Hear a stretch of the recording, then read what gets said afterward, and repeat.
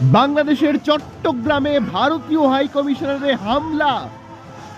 নৈরাজ্যের বাংলাদেশে চরম ভারত বিরোধিতা। এই মুহূর্তে কট্টরপন্থীরা চট্টগ্রামের খুলশীতে থাকা ভারতীয় উপ হাই কমিশনের সামনে হামলা চালায়, ঢিল পাথর বৃষ্টি করে তারা ভারতীয় হাই কমিশনারকে লক্ষ্য করে।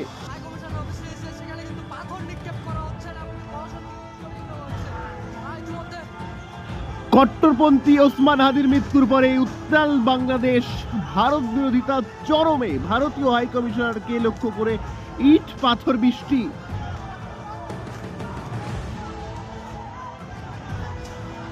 ভোট প্রচারের সময় বাংলাদেশের জুলাই আন্দোলনের ছাত্র নেতা ওসমান হাদিকে লক্ষ্য করে গুলি লাগে তার মাথায় এবং গতকাল রাতে তার মৃত্যু হয়েছে। তারপরে উত্তাল হয়ে ওঠে বাংলাদেশ।